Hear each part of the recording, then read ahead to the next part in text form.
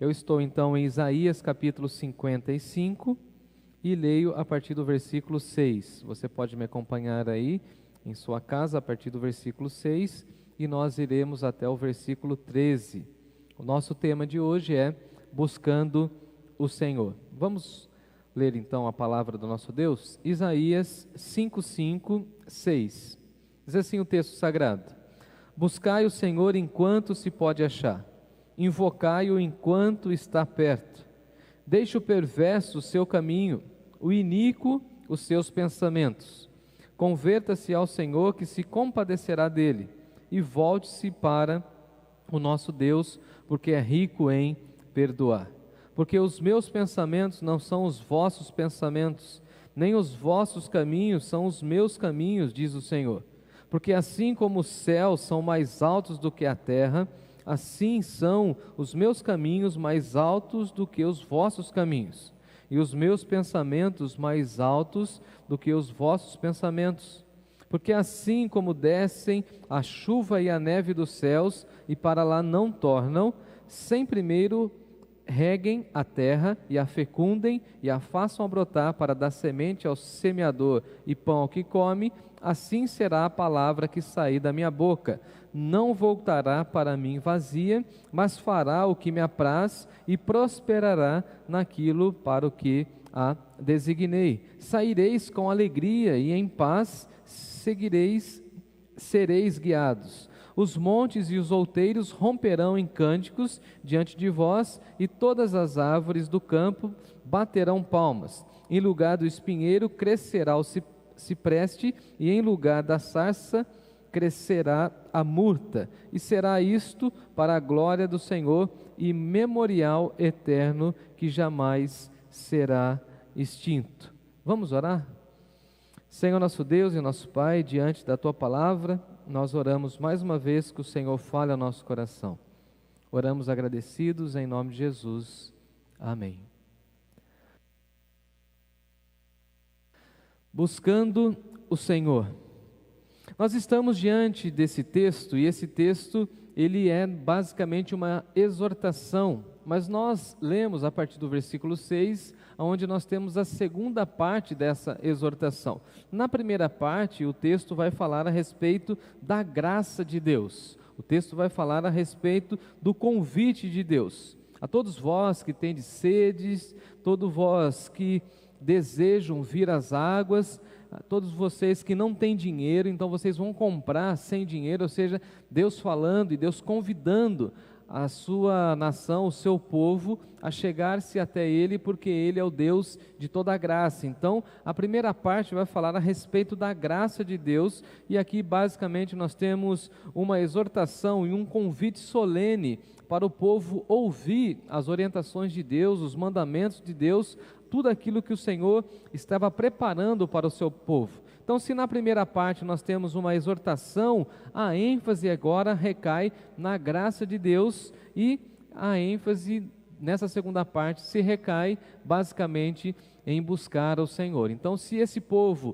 compreender a graça de Deus, o povo certamente buscará o Senhor. Então, dessa mesma maneira, se nós entendemos que nós somos o povo da graça, o povo que recebe a manifestação da graça de Deus, nós viveremos buscando o Senhor. A ênfase do texto está nessa expressão, buscai o Senhor, e essa expressão vai mostrar para nós que Isaías estava completamente preocupado com a situação de todo o povo, tentando mostrar orientações para que esse povo voltasse para a contemplação, para a devoção ao nosso Deus. Vale lembrar que em Isaías o povo estava abandonando a Deus, o povo estava mergulhado em idolatria, e o povo não sabia mais como agradar a Deus, porque eles não eram sinceros diante do nosso Deus. Então Isaías, no primeiro capítulo, vai condenar o culto idólatra e o culto hipócrita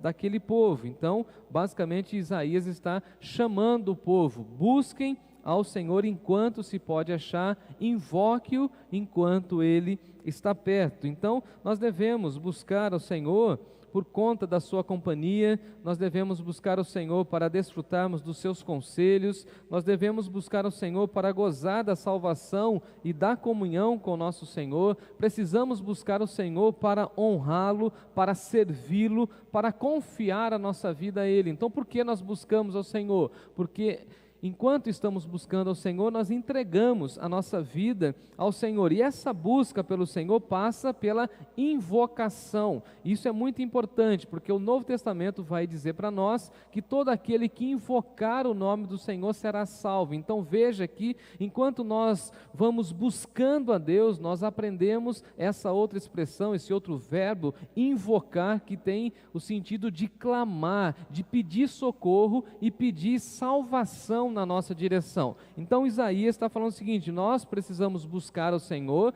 e enquanto estivermos buscando a Deus, precisamos invocar o seu nome, ou seja, clamar pelo poder do seu nome. Então Isaías está chamando o povo para que o povo tivesse esse entendimento de que ele poderia retomar essa sua comunhão com o nosso Senhor. Então, nós precisamos entender que essa expressão invocar tem o sentido de pedir ajuda, pedir socorro. Venha, Senhor, na nossa direção. E todo aquele que invocar o nome do Senhor, é uma promessa bíblica, será salvo. Então, certamente Deus vai se inclinar para o seu povo quando o seu povo buscá-lo e quando o seu povo invocá-lo. Então, qual que é a nossa temática de hoje? Buscar ao Senhor e invocar o seu nome. Por quê? Porque Ele está perto e nós podemos ter essa convicção. E aí eu fiz então uma pergunta: por que nós devemos buscar o Senhor? E passo então a responder essa pergunta com algumas colocações aqui. Eu coloquei pelo menos 5 pontos para que nós pudéssemos caminhar nesse entendimento bíblico, tá bom? Então, por que devemos buscar o Senhor? Em primeiro lugar, porque o Senhor está perto. Então veja que Deus é gracioso e Deus concede a oportunidade do povo de se arrepender e de voltar a ter um relacionamento com Ele. Isaías estava se dirigindo à sua geração, aquele povo que deveria buscar ao Senhor enquanto o Senhor estava perto. Então veja, Deus se coloca à disposição do povo e o povo precisava então ter essa busca. Então busquem ao Senhor enquanto Ele está perto, ou seja, enquanto o Senhor está dando oportunidades. Agora, essa expressão de Isaías está completamente envolvida no contexto da volta do exílio, e assim o povo deveria buscar o Senhor. Por quê? Porque o Senhor estava perto do povo para trazer o povo, para oferecer a salvação, oferecendo oportunidades do povo voltar do exílio para Jerusalém e assim herdar as promessas de Deus. Então veja que sempre Deus nos dá a segunda chance, Deus sempre manifesta a nós oportunidades de voltarmos a ter relacionamento com Ele. Então, em primeiro lugar, nós precisamos ter esse entendimento, que nós devemos buscar ao Senhor porque Ele está perto, e se Ele está perto de nós, nós devemos buscá-lo para que a nossa relação seja retomada. E assim nós podemos então gozar da presença do Senhor na nossa vida. Deus sempre está perto do seu povo e sempre desejou conduzir o seu povo. O apóstolo Paulo também vai falar a respeito dessa questão, que Deus está perto no Novo Testamento. Deus está perto, Deus está agindo. E a ideia aqui é que Deus nos dá oportunidades para que o seu povo se arrependa e volte para o Senhor, e essa é uma proposta de Isaías. Então Isaías está criticando o povo: vocês estão longe de Deus, então invoquem o Senhor, busquem o Senhor, porque Ele está perto, ou seja, Ele está concedendo novas oportunidades. E aí nós podemos fazer uma aplicação desse texto para o nosso contexto. Deus está chamando a humanidade para um novo relacionamento, mas infelizmente, muitas pessoas não se dão conta de que um dia não terão mais essa oportunidade. Então veja que a expressão de Isaías dá um tom de urgência para nós: buscai o Senhor enquanto se pode achar, porque haverá um dia em que não poderemos mais achá-lo. Porque um dia Deus vai aplicar a justiça, um dia Deus vai derramar a sua ira. Então nós precisamos, durante toda a nossa jornada de vida, dar espaço e buscar ao Senhor, porque nós podemos achá-lo, mas haverá um dia que nós não poderemos encontrá-lo. Então aqueles que invocar o nome do Senhor serão salvos. Então esses sim passarão com o Senhor toda a eternidade. Já aqueles que viverem sem aceitarem o Senhor e dando as costas para Deus, um dia buscarão o Senhor e não poderão achar. Isso nós podemos contemplar, por exemplo, no contexto de Noé. Houve um dia em que Noé fechou a porta da arca e ninguém mais pôde ter acesso. Haverá também um dia em que algumas pessoas irão procurar o Senhor, mas será tarde demais. Então, o que o texto está mostrando é essa nossa urgência de buscar o Senhor. Vamos buscar o Senhor enquanto se pode achar, vamos invocar o seu nome enquanto ele está perto. Então Isaías mostra para o povo que não podia deixar passar desapercebida essa oportunidade. Assim como as pessoas também não podem deixar passar desapercebida essa oportunidade de contrição, de arrependimento, que as pessoas poderiam e deveriam aproveitar esse tempo em que nós estamos vivendo, inclusive um tempo muito difícil, diga-se de passagem, e buscar o Senhor, porque Ele está perto, Ele está oferecendo salvação. E também ter o entendimento de que nós precisamos invocar o nome do Senhor. Então Deus tem dado à humanidade inúmeras oportunidades, e nós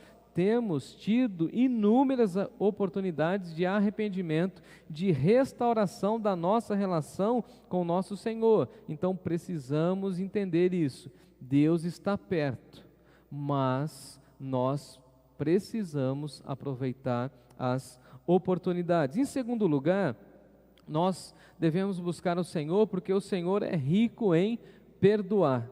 Deus é rico em perdoar. Acompanhe comigo o verso 7.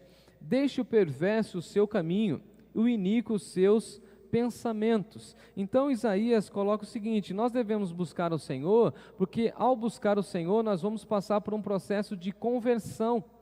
E esse processo de conversão tem a ver com deixar o perverso o seu caminho. Então Isaías está falando o seguinte: deixe as pessoas perversas nos seus caminhos de perversidade, não sejam coniventes, não sejam participantes desse processo de perversão. E nós sabemos que a nossa sociedade hoje está completamente pervertida.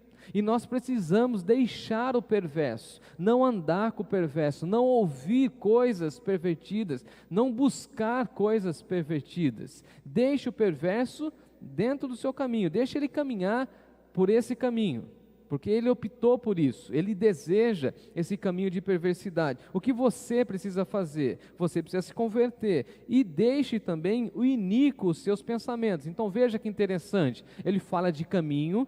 O perverso, ele caminha rumo à morte, e o iníquo, aquela pessoa que está mergulhada em pecado, ela só pensa em coisas que desagradam a Deus. Então, nós precisamos deixar os pensamentos pecaminosos, os pensamentos dos iníquos, e precisamos deixar o perverso seguir o seu caminho.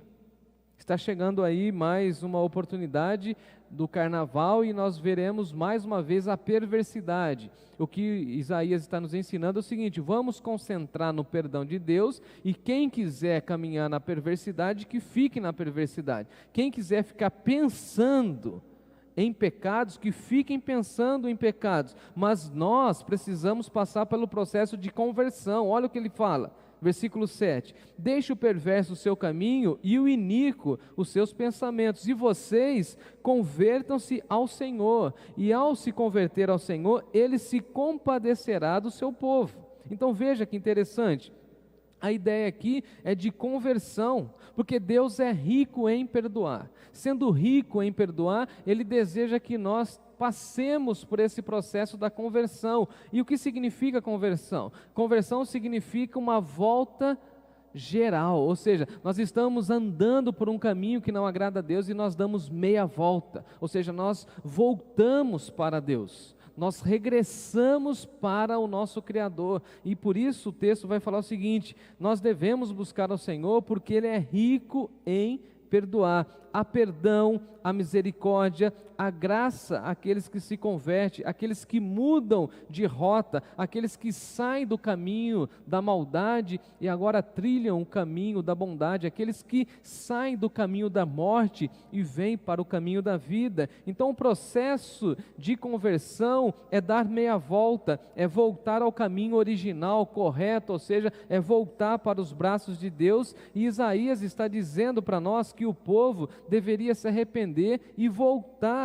para o nosso Deus, e voltar a ter um relacionamento íntimo, sério, com sinceridade diante de Deus, é voltar a ter comunhão plena com o Senhor. Isso é conversão, é retornar ao padrão de Deus. Então o que significa conversão? É sair do padrão mundano, sair do padrão pecaminoso e voltar ao padrão instituído por Deus. Por quê? Porque Deus é rico em perdoar. Olha essa expressão.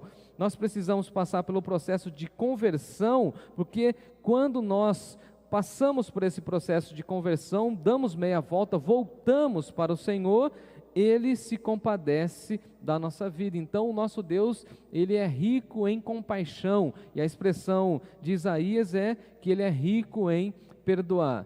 O profeta está aqui falando que Deus é riquíssimo no perdão, e isso é muito interessante, porque nós precisamos entender que Deus derrama sobre nós perdão e graça.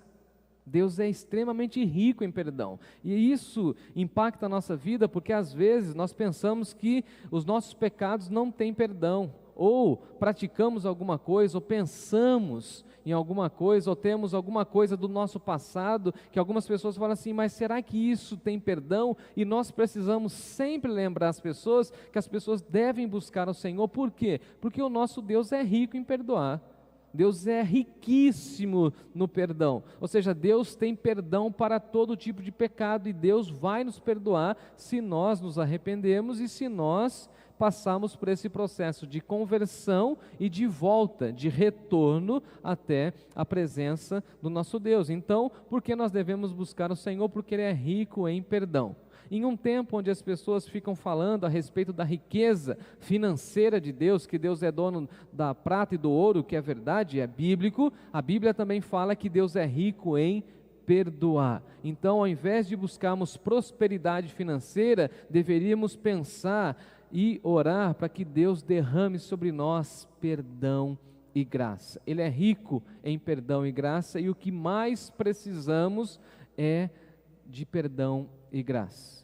Tem uma frase do Augusto Nicodemos que eu gosto bastante, quando ele diz assim: se tem uma coisa que nós precisamos pedir todo dia, é perdão a Deus. Todo dia pedir perdão a Deus. Claro que todos os nossos pecados foram perdoados na cruz do Calvário, mas todos os dias precisamos entender e reconhecer que nós somos pecadores e que Ele é um Deus rico em perdão. Nós caminhamos debaixo da autoridade do Senhor, e nós caminhamos debaixo da riqueza do perdão de Deus. Louvado seja o Senhor, aleluia. E terceiro lugar, porque o Senhor tem planos mais elevados. Por que nós devemos buscar o Senhor? Porque o Senhor tem planos mais elevados. Me acompanhe na leitura no versículo 8. Porque os meus pensamentos não são os vossos pensamentos, e nem os vossos caminhos são os meus caminhos, diz o Senhor. Porque assim como os céus são mais altos do que a terra, assim os meus caminhos são mais altos do que os vossos caminhos, e os meus pensamentos são mais altos do que os vossos pensamentos. É necessário arrepender-se dos nossos caminhos e dos nossos pensamentos de incredulidade e de pecado, pois eles, na realidade, estão em conflito com Deus, tanto os nossos caminhos quanto os nossos pensamentos. Deus tinha planos para a redenção de Israel do exílio, e o Senhor tinha os seus planos, os seus caminhos, para que tudo isso acontecesse. Mas o problema é que o povo estava pensando nos seus próprios caminhos, E vale a pena lembrar que os nossos pensamentos, amados irmãos e irmãs, são pensamentos pequenos, são pensamentos limitados, são pensamentos efêmeros. Já os pensamentos de Deus são pensamentos eternos, são pensamentos perfeitos. Então, a distância dos nossos pensamentos e os caminhos em relação aos caminhos de Deus e os pensamentos de Deus pode revelar a nossa incredulidade e a nossa rebeldia, porque às vezes nós queremos que os nossos pensamentos e queremos que o nosso caminho seja concretizado, e o Senhor diz por meio do profeta Isaías que os seus pensamentos e os seus caminhos são mais elevados. Então, por que nós devemos buscar ao Senhor? Porque Ele tem planos elevados para nós. Às vezes eu fico olhando para as nossas projeções, para os nossos desejos, para as nossas aspirações para esse ano, e Deus fica olhando para nós e fala assim: eu tenho planos maiores, eu tenho planos mais elevados. Aí a gente traça o nosso caminho e o Senhor olha para esse caminho e fala assim: mas eu tenho outros caminhos, caminhos que vocês não conhecem. Então o que nós precisamos entender? Que nós precisamos abandonar essa ideia de querer traçar um caminho para a nossa vida. O que nós precisamos? Ouvir de Deus qual é o caminho que Ele deseja que nós trilhemos. Essa é a proposta bíblica. Então, quais são os nossos pensamentos? E aí você vai falar o seguinte: olha, eu penso isso, eu penso aquilo, eu penso isso para a nossa igreja, eu penso isso para a minha família, eu penso isso para o meu casamento. Que bom que você está pensando, isso é bíblico, bacana, mas não fique completamente bitolado, completamente sequestrado pelos seus pensamentos. Lembre-se de consultar se esses pensamentos são os pensamentos de Deus. Eu gosto de uma frase quando o autor fala o seguinte, que nós deveríamos buscar os pensamentos de Deus, porque os pensamentos de Deus são pensamentos eternos, extremamente profundos, que revelam a vontade de Deus. Então, o que nós precisamos entender é que Deus tem os seus propósitos para as nossas vidas. E o que nós precisamos entender é que precisamos buscá-lo para entender esses planos maiores. Às vezes nós pensamos de uma maneira muito pequena, muito efêmera, muito limitada. E Deus tem coisas grandiosas para a nossa vida. Deus tem planos elevados. Às vezes pensamos em um determinado caminho e Deus quer nos conduzir por outro caminho. E às vezes nós batemos a cabeça e às vezes nós nos machucamos muito e machucamos outras pessoas porque estamos fora do caminho de Deus e estamos vivendo os nossos pensamentos e não os pensamentos de Deus. Então Isaías está falando assim para o povo: olha, Deus já tem um roteiro para tirar vocês do exílio e restaurar vocês. O que vocês precisam entender é que os planos de Deus são mais elevados. Então, eu e você precisamos fazer planos. Nós aprendemos isso com o sábio Salomão. Do coração do homem gera planos. Então, nosso coração está planejando, mas nós precisamos submeter os nossos pensamentos, os nossos caminhos, os nossos planos ao Senhor e entender que Ele tem planos elevados.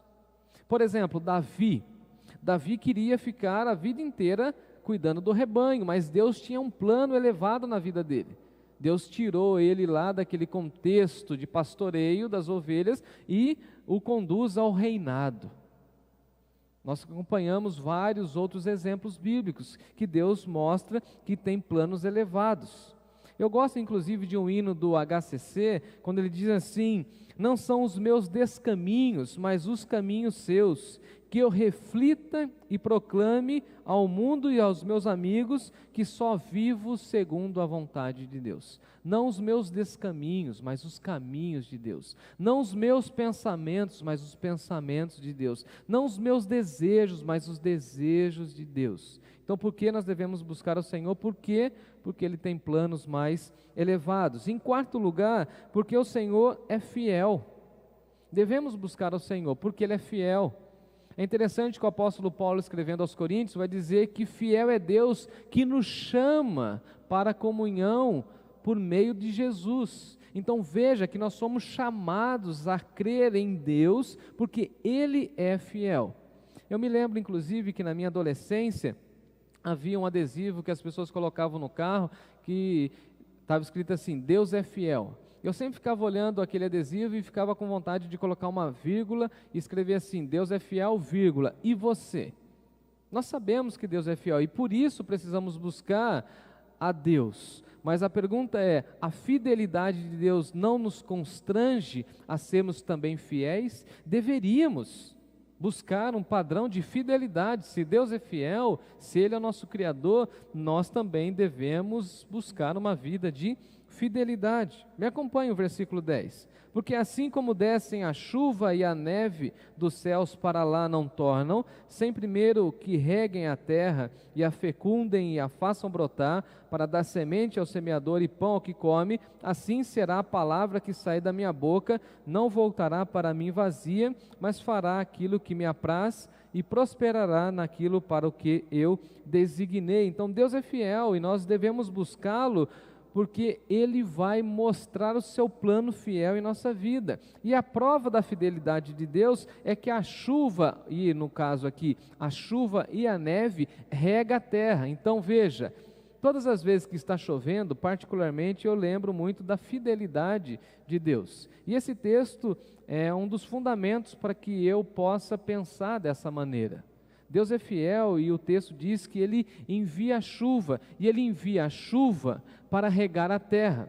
Regando a terra vai produzir, como diz o texto, vai dar semente ao semeador e pão àquele que come. Então o que o texto está dizendo é o seguinte: a chuva é prova da fidelidade de Deus, e a chuva cumpre o seu papel. Qual que é o papel da chuva? Regar a terra, dar mantimento àqueles que foram criados à imagem e semelhança de Deus. Da mesma maneira, Deus é fiel com a sua palavra, e isso nós podemos confiar. Deus é fiel com a sua palavra, e toda palavra de Deus não voltará vazia. Isso acalenta muito o meu coração como pastor, como pregador, porque eu estou todo dia, todo momento pregando a palavra de Deus, e pregando essa palavra sabendo que essa palavra não voltará vazia. Por exemplo, agora nesse exato momento aqui no templo só estamos Natália e eu, e não há mais ninguém aqui em volta. Eu olho para todas as cadeiras aqui do templo vazias. Mas eu sei que agora, nesse exato momento, 50 aparelhos estão conectados, ou seja, eu sei, eu preciso crer, e você também, que essa palavra e todas as palavras de Deus não voltarão vazias, assim como a chuva também cumpre a vontade de Deus. Então, cada vez que você ouvir a chuva caindo, você é chamada para lembrar que Deus é fiel.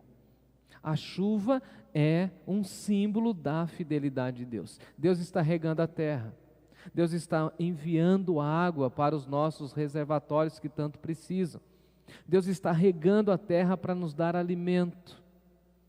Da mesma maneira que Deus está enviando a sua palavra aos corações sedentos para nutrir esses corações, porque nem só de pão viverá o homem, mas de toda a palavra que sai da boca de Deus. Então veja que Isaías está falando o seguinte: por que nós devemos buscar ao Senhor? Porque Ele é um Deus fiel.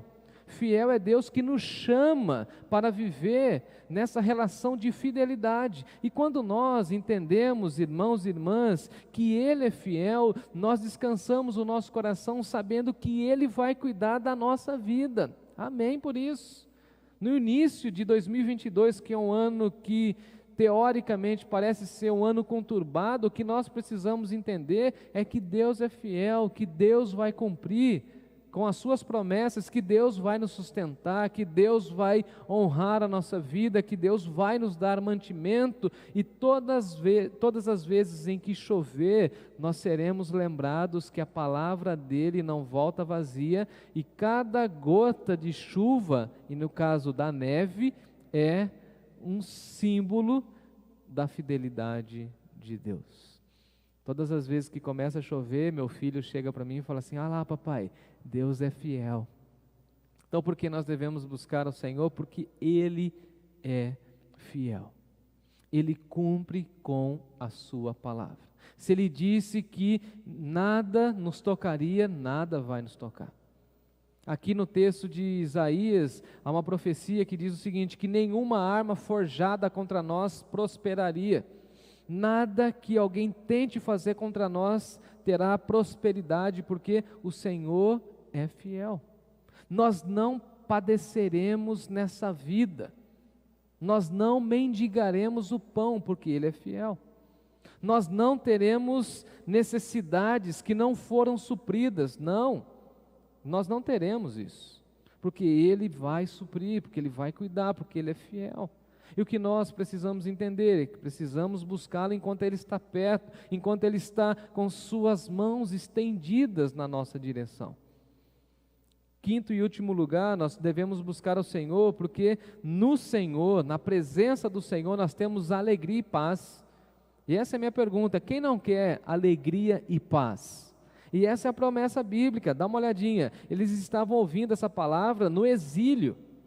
Isaías está direcionando essa palavra para o povo do exílio. Agora você imagina, o povo exilado, sabendo que, versículo 12, eles sairiam com alegria e paz. E eles seriam guiados por Deus com alegria e paz. Nós devemos buscar o Senhor, pois Ele nos conduzirá em 2022 com alegria e paz. E alguém pode perguntar para nós: e aí, como vai ser o nosso ano? Olha, pode ser um ano conturbado em várias áreas, mas nós sabemos que nós vamos buscar o Senhor, e em todas as circunstâncias, Deus irá nos conduzir em alegria e em paz. O que mais nós precisamos, amados irmãos e irmãs, é sentir a paz de Deus no nosso coração. É quando a gente fica desanimado e brota aquela alegria, a alegria da salvação, a alegria que o Espírito Santo, como fruto do Espírito, coloca em nosso coração.